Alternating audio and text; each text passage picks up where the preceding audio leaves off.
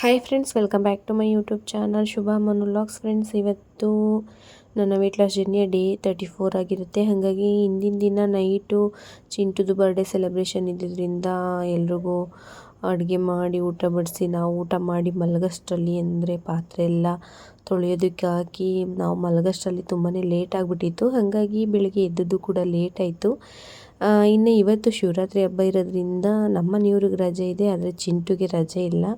ಹಬ್ಬದ ಮಾರನೆಗೇನು ಒಂದು ಪರ ಇರುತ್ತಲ್ಲ ದೇವಸ್ಥಾನಗಳಲ್ಲಿ, ಅದಕ್ಕೆ ರಜೆ ಕೊಡೋಣ ಅಂತ ಹೇಳ್ಬಿಟ್ಟು ಇವತ್ತು ರಜೆನೇ ಕೊಟ್ಟಿರಲಿಲ್ಲ ಚಿಂಟುಗೆ. ಹಾಗಾಗಿ ಅವನಿಗೆ ಸ್ವಲ್ಪ ರೈಸ್ ಇಟ್ಟಿದ್ದೀನಿ, ಪುಳಿಯೋಗರೆ ಗೊಜ್ಜಿತ್ತು, ಅದನ್ನು ಕಲಿಸ್ಕೊಡೋಣ ಬಾಕ್ಸ್ಗಾಗುತ್ತೆ. ಇನ್ನು ಮನೆಯವರಿಗೆಲ್ಲ ಏನಾದರೂ ಮಾಡ್ಕೊಳ್ಳೋಣ ಅಂತ ಹೇಳ್ಬಿಟ್ಟು ಎದ್ದು ಕೂಡ ಲೇಟಾಗಿತ್ತಲ್ಲ, ಹಾಗಾಗಿ ಯಾವುದೇ ರೀತಿಯ ಏನು ಎಕ್ಸಸೈಸ್ ವಾಕಿಂಗ್ ಮಾಡ್ಕೊಳ್ದೇನೆ ಇನ್ನೂ ನಿದ್ದೆ ಮೂಡಲ್ಲೇ ಇದ್ದೀನಿ. ಹಂಗೇನೆ ಕೆಲಸಗಳೆಲ್ಲ ಜಾಸ್ತಿ ಆದಾಗ ಸ್ವಲ್ಪ ಟಯರ್ಡ್ ಆಗುತ್ತೆ. ಇನ್ನು ಚಿಂಟುನು ಕೂಡ ಎದ್ದು ಬಂದ.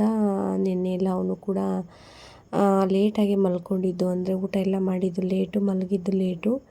ಇಲ್ಲೆದ್ದು ಅವನು ಬಂದ ತಕ್ಷಣ ದೇವ್ರ ಮನೆ ಬಾಗಿಲನ್ನ ಓಪನ್ ಮಾಡಿ ಅದಾದ ನಂತರ ಕೈ ಮುಗಿದು ಬರ್ತಾನೆ. ರೂಮಿಂದ ಎದ್ದು ಬಂದು ಇಲ್ಲಿ ಕೈ ಮುಗಿತಾನೆ, ಮತ್ತೋಗಿ ಮಧ್ಯ ಹಾಲಲ್ಲಿ ದಿವಾನ್ ಕಟ್ಟಾಕಿರ್ತೀವಲ್ಲ ಅದ್ರ ಮೇಲೆ ಹೋಗಿ ಮಲ್ಕೋತಾನೆ. ಹಾಗೇನೆ ಇವನು ಬೆಳಗ್ಗೆ ಎದ್ದೇಳಿಸಿ ಸ್ಕೂಲಿಗೆ ಕಳ್ಸೋಷ್ಟರಲ್ಲಿ ಸಾಕು ಬೇಕಾಗೋಗುತ್ತೆ. ಅಂದರೆ ಓದೋದೆಲ್ಲ ಓಕೆ, ಓದ್ಕೋತಾನೆ ಬರ್ಕೋತಾನೆ. ಬಟ್ ಸ್ಕೂಲಿಗೆ ಕಳಿಸ್ಬೇಕು ಅಂದರೆ ಒಂದು 8 ಗಂಟೆಯಿಂದ 9 ಗಂಟೆ ಅಷ್ಟರಲ್ಲಿ ಸಾಕು ಬೇಕಾಗ್ಬಿಡುತ್ತೆ. ಮಧ್ಯದಲ್ಲಿ ಊಟನೂ ಕೂಡ ಸರಿಯಾಗಿ ಫಸ್ಟಾಗೂ ತಿನ್ನಲ್ಲ, ಲೇಟ್ ಮಾಡೋದು, ನಿಧಾನವಾಗಿ ತಿನ್ನೋದು, ಆ ಥರ ಮಾಡ್ತಾನೆ. ಹಾಗಾಗಿ ಇಲ್ಲಿ ಬಂದು ಮಲಗಿದ್ದಾನೆ. ಇನ್ನು ನಮ್ಮ ಮನೇಲಿ ಇನ್ನೊಬ್ಬರು ವ್ಯಕ್ತಿ ಇದ್ದಾರೆ, ಅವ್ರನ್ನ ನಾನು ಪರಿಚಯನೇ ಮಾಡಿಸ್ಕೊಟ್ಟಿಲ್ಲ. ಇಲ್ಲಿ ಬಂದರು ನೋಡಿ, ಮನೆ ಹಿಂದೆಗಡೆ ಮೆಟ್ಲು ಕೆಳಗಡೆ ಕಟ್ಟಾಕಿದ್ದೀವಿ ಅವ್ರನ್ನ ನಾನು ವೀಡಿಯೋದಲ್ಲಿ ತೋರಿಸೂ ಇಲ್ಲ, ಮತ್ತು ಅವ್ರ ಬಗ್ಗೆ ಹೇಳೂ ಇಲ್ಲ. ಇದು ನಮ್ಮ ಮನೆಯ ಸೋನು ಮರಿಯೋದು. ಬೆಳಗಿನ ಟೈಮು ಹೊರಗಡೆ ಕಟ್ಟಾಕ್ತೀವಿ, ಸಂಜೆ ಟೈಮ್ ಅಂದರೆ ನೈಟ್ ಟೈಮು ಮೆಟ್ಲು ಕೆಳಗಡೆ ಹಿಂದೆ ಕಟ್ಟಾಕ್ತೀವಿ. ಅಂದರೆ ನಾಯಿಗಳ ಕಾಟ ಸೇಫ್ಟಿ ಇರಲ್ಲ ಅಂತ ಹೇಳ್ಬಿಟ್ಟು ಮೆಟ್ಲು ಕೆಳಗಡೆ ಕಟ್ಟಾಕ್ತೀವಿ. ಇನ್ನು ನೆಕ್ಸ್ಟು ನಂದು ಏನೋ ಒಂದು ದ್ರಾಕ್ಷಿ ನೀರು, ಅಂದರೆ ಕಪ್ಪು ದ್ರಾಕ್ಷಿ ನೀರನ್ನ ಕುಡಿತಾ ಇದ್ದೀನಿ. ಸಂಜೆಗೆ ದೇವ್ರ ಪೂಜೆ ಮಾಡೋದಿತ್ತು, ಅಂದರೆ ಇವತ್ತು ಶಿವರಾತ್ರಿ ಹಬ್ಬ ಇರೋದ್ರಿಂದ ದೇವ್ರ ಪೂಜೆ ಮಾಡೋದಿತ್ತು. ಹಾಗಾಗಿ ಎಲ್ರಿಗೂ ಶಿವರಾತ್ರಿ ಹಬ್ಬದ ಶುಭಾಶಯಗಳನ್ನ ತಿಳಿಸ್ತಾ ಬೆಳಗ್ಗೆ ಊಟ ಎಲ್ಲ ತಿಂದು ಅದಾದ ನಂತರ ಮನೆ ಕ್ಲೀನ್ ಮಾಡ್ಕೊಳ್ಳೋಣ ಅಂತ ಹೇಳ್ಬಿಟ್ಟು ನಾನು ಕೂಡ ಸ್ವಲ್ಪ ಏನೋ ಒಂಥರ ಸಾಕಾದಂಗೆ ಆಗಿತ್ತು, ಹಂಗಾಗಿ ರೆಸ್ಟ್ ಮಾಡ್ತಾಯಿದ್ದೀನಿ. ಇನ್ನು ನಂದೇನು ರೊಟೀನ್ ಇದೆ ಅದನ್ನು ಕಂಟಿನ್ಯೂ ಮಾಡ್ಕೋತಾ ಇದ್ದೀನಿ. ನೋಡೋಣ, ಸ್ವಲ್ಪ ಎಕ್ಸಸೈಸ್ ಅದೆಲ್ಲ ಸ್ಕಿಪ್ ಮಾಡಿದ್ದೀನಿ, ಇನ್ನು ನಾಳಿಂದೆಲ್ಲ ಮಾಡ್ಕೊಳ್ಳೋಣ ಕಂಟಿನ್ಯೂಸ್ ಆಗಿ ಅಂತ ಅಂದ್ಕೊಂಡಿದ್ದೀನಿ. ಅದೇ ಸ್ವಲ್ಪ ಕೆಲಸಗಳಿಂದ ಅದು ಇದು ಟೆನ್ಷನ್ನಿಂದ ಸ್ವಲ್ಪ ಸ್ಕಿಪ್ ಆಗ್ತಾಯಿದೆ. ಹಾಗೇ ನೋಡೋಣ, ವೇಟು ಕೂಡ ಚೆಕ್ ಮಾಡಿಲ್ಲ ಅಲ್ವಾ, ವೇಟ್ ಲಾಸ್ ಆಗಿದೆಯಾ ಇಲ್ಲ ಮತ್ತು ಗೇನ್ ಆಗಿದ್ದೀನ ಏನು ಗೊತ್ತಾಗುತ್ತೆ. ಬಟ್ ಫುಡ್ ಕಂಟ್ರೋಲ್ ಅಂತೂ ಸ್ಟ್ರಿಕ್ಟಾಗಿದ್ದೀನಿ, ಯಾವುದೇ ರೀತಿಯ ಜಂಕ್ ಫುಡ್ಡು ಏನು ತಿಂದಿಲ್ಲ. ನಿನ್ನೆ ಸ್ವಲ್ಪ ಕೇಕ್ ತಿಂದಿದ್ದು ಬಿಟ್ಟರೆ ಇನ್ನೇನು ತೊಗೊಂಡಿಲ್ಲ. ಇನ್ನು ನೆಕ್ಸ್ಟ್ ನಾನಿಲ್ಲಿ ರಾಗಿ ಗಂಜಿನ ಮಾಡ್ಕೋತಾ ಇದ್ದೀನಿ.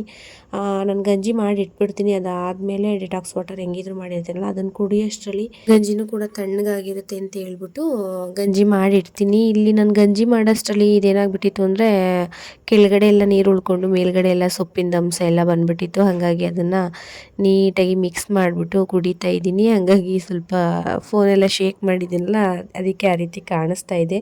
ಏನಿಲ್ಲ, ಆರಾಮಾಗಿ ಕುಡಿಬೋದು.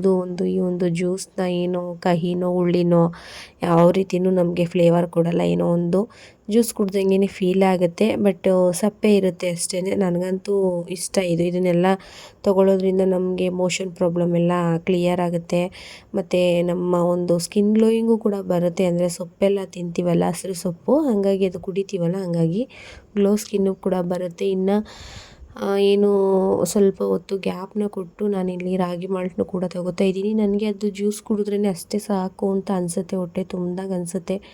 ಬಟ್ಟು ತೀರಾ ಕಡಿಮೆ ಕ್ಯಾಲೋರಿ ಫುಡ್ನ ತೊಗೋತು ಅಂದರೆ ವೆಯ್ಟ್ ಲಾಸ್ ಬದಲು, ಅಂದರೆ ಫ್ಯಾಟ್ ಲಾಸ್ ಬದಲು ನಮ್ಮ ಮಸಲ್ಸ್ ಲಾಸ್ ಆಗಿಬಿಡುತ್ತೆ ಅಂತ ಹೇಳ್ಬಿಟ್ಟು ಗಂಜಿ ಮಾಡ್ಕೊ ಕುಡಿತೀನಿ. ಮತ್ತು ನೈಟು ನಿದ್ದೆ ಇಲ್ಲದ್ರಿಂದ ನಿದ್ದೆ ಕೂಡ ಬರ್ತಾ ಇತ್ತು. ಇನ್ನು ನಮ್ಮ ಮನೆಯವರು ರಜೆ ಇತ್ತು ಅಂದರೆ ಆರಾಮಾಗಿ ಊಟ ತಿಂಡಿ ಎಲ್ಲ ಮುಗಿಸಿ ಚೆನ್ನಾಗಿ ನಿದ್ದೆ ಮಾಡ್ತಾರೆ. ನಂದು ಕೂಡ ಸ್ವಲ್ಪ ಫೋನಲ್ಲೆಲ್ಲ ಕೆಲಸ ಇತ್ತು, ಹಾಗೇ ನಾನು ಕೂಡ ಕೆಲಸಗಳೆಲ್ಲ ಮುಗಿಸ್ಕೊತಾ ಇದ್ದೆ. ಇನ್ನು ಸ್ನ್ಯಾಕ್ಸ್ ಅವರು ಕೂಡ ಆಯ್ತಲ್ಲ, ಹಾಗಾಗಿ ನಾನು ಸ್ವಲ್ಪ ಏನೂ ಆ್ಯಕ್ಟಿವ್ ಆಗಿಲ್ಲ, ಅಂದರೆ ನಿದ್ದೆ ಬಂದುಬಿಡುತ್ತೆ ಅಂತ ಹೇಳ್ಬಿಟ್ಟು ಅದಕ್ಕೋಸ್ಕರನೇ ನಾನು ಮಾರ್ನಿಂಗ್ ಟೈಮು ಬ್ಲ್ಯಾಕ್ ಕಾಫಿನ ಮಾಡ್ಕೊಳ್ಳೋದು. ಹಾಗಾಗಿ ಸ್ವಲ್ಪ ನಿದ್ದೆ ಏನಾದರೂ ಬರುತ್ತೆ ಅನ್ನೋ ಟೈಮಲ್ಲಿ ಅದು ಅವಾಯ್ಡ್ ಮಾಡುತ್ತೆ. ನಾನಿಲ್ಲಿ ಬ್ಲ್ಯಾಕ್ ಕಾಫಿ ಜೊತೆ ಸ್ವಲ್ಪ ಡ್ರೈ ಫ್ರೂಟ್ಸ್ನ ತೊಗೋತಾ ಇದ್ದೀನಿ. ಅಂದರೆ ನನಗೆ ಬಾದಾಮಿ ಗೋಡಂಬಿ ಇದೆಲ್ಲ ಅಷ್ಟು ಇಷ್ಟ ಆಗಲ್ಲ. ಅದಕ್ಕೆ ನಾನು ವೀಡಿಯೋಸ್ಗಳಲ್ಲಿ ತೋರಿಸಲ್ಲ ಅದೆಲ್ಲ ತಿನ್ನೋದು. ಇನ್ನು ಬೇಕಾದರೆ ಡೇಟ್ಸು ಮತ್ತು ದ್ರಾಕ್ಷಿ ಇದನ್ನು ತಿಂತೀನಿ. ಈ ಬಾದಾಮಿ ಗೋಡಂಬಿ ಅಂದರೆ ಆಗೋದೇ ಇಲ್ಲ. ಇವತ್ತು ನೋಡೋಣ ತಿಂದು ಅಂತ ಹೇಳ್ಬಿಟ್ಟು ತಿಂತಾಯಿದ್ದೀನಿ. ಇನ್ನು ಸ್ನ್ಯಾಕ್ಸ್ ಟೈಮೆಲ್ಲ ಮುಗಿಸ್ಕೊಂಡು ಸ್ಟವ್ ಎಲ್ಲ ಕ್ಲೀನ್ ಮಾಡಬೇಕು. ಅಂದರೆ ಸ್ವಲ್ಪ ದೇವರೆಡೆ ಮಾಡಬೇಕಲ್ಲ, ಪೂಜೆ ಮಾಡಬೇಕಲ್ಲ ಎಡೆ ಇಟ್ಟು. ಅದಕ್ಕೆ ಸ್ವಲ್ಪ ಹಾಲು ಅನ್ನನ ಮಾಡಿಬಿಟ್ಟು ಎಡೆ ಇಟ್ಬಿಡೋಣ, ದೇವ್ರ ಪೂಜಿಸ್ಕೊಳ್ಳೋಣ ಅಂತ ಹೇಳ್ಬಿಟ್ಟು ಸ್ಟವ್ ಎಲ್ಲ ನೆನ್ನೆ ಎಲ್ಲ ಅಂಟು ಮುಂಟಾಗಿತ್ತಲ್ಲ. ಅಂದರೆ ನಾನ್ ವೆಜ್ ಮಾಡಿದ್ವಲ್ಲ, ಅದು ನಾನ್ ವೆಜ್ ಬೇಡ ತರೋದು ಅಂತಲೇ ಹೇಳಿದ್ದೆ. ಬಟ್ಟು ನಮ್ಮ ಮನೇಲಿ ಚಿಂಟು ಬೇಕು ಮಾಡಲೇಬೇಕು ಅಂತ ಹಠ ಹಿಡಿದ್ನಲ್ಲ ಅಂತೇಳಿ ತಂದು ಮಾಡಿದ್ದು. ಹಾಗಾಗಿ ಪ್ರತಿನಿತ್ಯ ಕ್ಲೀನ್ ಮಾಡ್ತಾನೇ ಇರ್ತೀನಿ.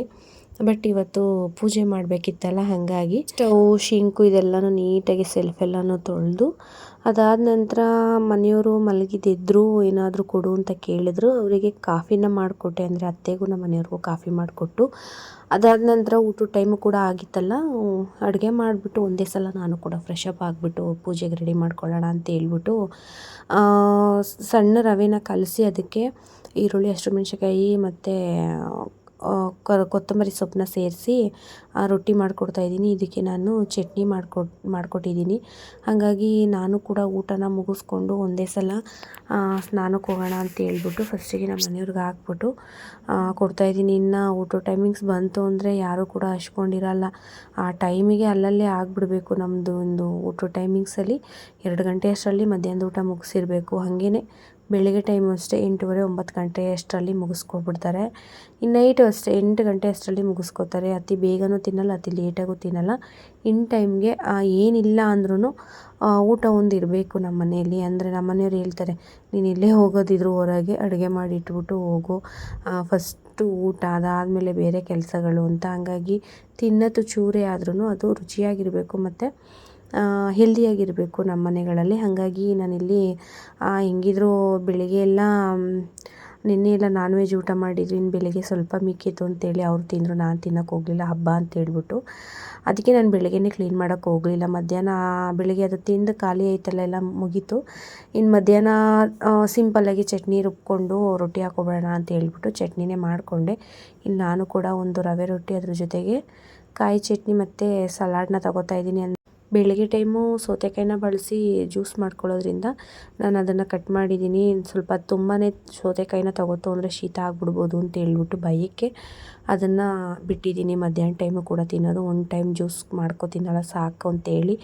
ಇನ್ನು ಊಟ ಎಲ್ಲ ಮುಗಿಸಿ ನಾನು ಕೂಡ ನೀರೆಲ್ಲ ಕಾದಿತ್ತು, ಅಂದರೆ ಹಂಡೆ ನೀರು ಕಾಯ್ದಿತ್ತು. ಸ್ನಾನ ಮಾಡೋಣ, ಇನ್ನು ಚಿಂಟು ಕೂಡ ಬಂದುಬಿಡ್ತಾನೆ. ಅವ್ನು ಬರೋಷ್ಟರಲ್ಲಿ ಪೂಜೆಗೆಲ್ಲ ರೆಡಿ ಮಾಡಿಬಿಡ್ತು ಅಂದರೆ ಅವನದು ಕೂಡ ಸ್ನಾನ ಎಲ್ಲ ಮುಗಿಸಿ ಅವನು ಕೂಡ ಪೂಜೆ ಎಲ್ಲ ಮಾಡ್ಕೊಳ್ಳಿಕ್ಕೆ ಸರಿ ಹೋಗುತ್ತೆ ಅಂತೇಳಿ ನಾನು ಸ್ನಾನಕ್ಕೆ ಹೋಗುವಾಗ ಧನಿಯಾ ಮತ್ತು ಒಂದು ಜೀರಿಗೆನ ಕುದಿಯೋದಕ್ಕೆ ಇಟ್ಬಿಟ್ಟೋಗಿದೆ. ಅಂದರೆ ಕಡಿಮೆ ಒಂದು ಇದರಲ್ಲಿ ಉರಿಲಿ ಅದನ್ನು ಕುದಿಯೋದಕ್ಕೆ ಇಟ್ಬಿಟ್ಟೋಗಿದೆ. ಹಾಗಾಗಿ ಅದೆಲ್ಲ ಚೆನ್ನಾಗಿ ಕುದ್ದು ಫ್ಲೇವರ್ ಬಿಟ್ಟಿತ್ತು. ಇವಾಗ ಅದನ್ನು ಕುಡಿತಾ ಇದ್ದೀನಿ. ಇನ್ನು ನಿಮಗೆ ಜೀರಿಗೆ ನೀರು ಕುಡಿಯೋದ್ರಿಂದ ಏನೆಲ್ಲ ಬೆನಿಫಿಟ್ಸ್ ಅಂತಲೂ ಗೊತ್ತು. ಇನ್ನು ಅದ್ರ ಜೊತೆಗೆ ನಾನಿಲ್ಲಿ ಧನಿಯನ ಸೇರಿಸ್ಕೊಂಡಿದ್ದೀನಿ. ಧನಿಯದಲ್ಲಿ ಅತಿ ಹೆಚ್ಚು ಫೈಬರ್ ಅಂಶ ಇರೋದ್ರಿಂದ ಮತ್ತು ನಮ್ಮ ದೇಹದಲ್ಲಿರ್ತಕ್ಕಂಥ ಒಂದು ಕೊಲೆಸ್ಟ್ರಾಲನ್ನು ಕಡಿಮೆ ಮಾಡುತ್ತೆ. ಇದೆರಡು ಕೂಡ ಕೊಲೆಸ್ಟ್ರಾಲ್ನ ಕಡಿಮೆ ಮಾಡುವಂಥ ಒಂದು ಆಹಾರ ಪದಾರ್ಥನೇ ಆಗಿರುತ್ತೆ. ಹಾಗಾಗಿ ಇದೆರಡೂ ಕೂಡ ಚೆನ್ನಾಗಿ ಕುದಿಸಿ ಕುಡೀತು ಅಂತ ಅಂದರೆ ನಮ್ಮ ದೇಹದಲ್ಲಿರ್ತಕ್ಕಂಥ ಕೊಬ್ಬನ್ನು ಕಡಿಮೆ ಮಾಡ್ತಾ ಬರುತ್ತೆ ಮತ್ತು ನಮ್ಮ ದೇಹದ ತೂಕವನ್ನು ಕಡಿಮೆ ಮಾಡುತ್ತೆ.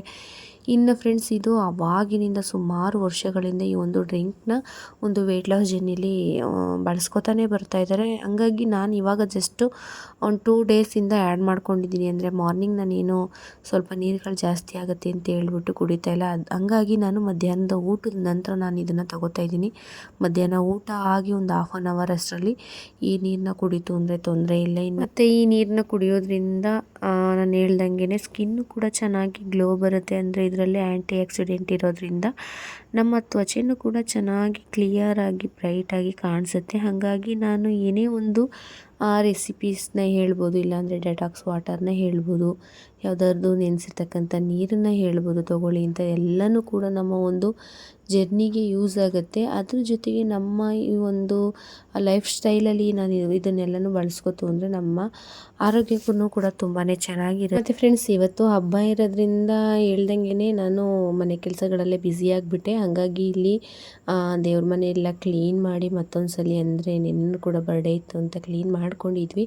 ಬಟ್ ಇನ್ನೊಂದು ಸಲ ಎಲ್ಲ ನೀಟಾಗಿ ಒರೆಸಿ ಹೂವೆಲ್ಲ ಹಾಕಿ ಪೂಜೆನ ಮಾಡ್ಕೊಳ್ಳೋಣ ಅಂತೇಳ್ಬಿಟ್ಟು ದೇವರಿಗೆ ಪೂಜೆನ ಮಾಡ್ತಾಯಿದ್ದೀವಿ. ಅಂದರೆ ಏನು ಅನ್ನ ಸಾಂಬಾರು ಏನು ಮಾಡ್ಕೊಳ್ಳೋಕೆ ಹೋಗಲಿಲ್ಲ. ಹಾಲು ಮತ್ತು ಅನ್ನನ ಎಡೆ ಇಡ್ತಾ ಇದ್ದೀವಿ.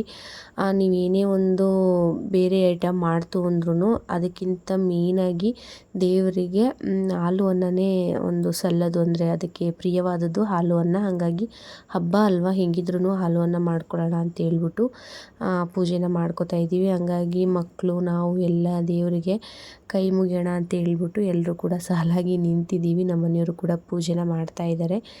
ಇನ್ನು ಸಂಜೆ ಎಲ್ಲಾದರೂ ಟೆಂಪಲ್ಗೆ ಹೋಗಿದ್ದು ಬರೋಣ ಅಂತ ಹೇಳ್ಬಿಟ್ಟು ಪೂಜೆ ಎಲ್ಲ ಮುಗಿಸ್ಕೊಂಡು ರೆಡಿಯಾಗಿ ಇನ್ನು ದೇವಸ್ಥಾನಕ್ಕೆ ಹೋಗಿದ್ದೀವಿ, ಶಿವನ ದೇವಸ್ಥಾನಕ್ಕೆ. ಹಾಗಾಗಿ ನೈಟ್ ಆಗಲೇ ಒಂದು 6:30 7 ಗಂಟೆ ಆಗಿಬಿಟ್ಟಿತ್ತು. ನಾವು ಅಂದರೆ ಕೆರಗೋಡಿಗೆ ಹೋಗೋಣ ಪಂಚಲಿಂಗೇಶ್ವರ ದೇವಸ್ಥಾನಕ್ಕೆ ಅಂತ ಅಂದ್ಕೊಂಡಿದ್ವಿ.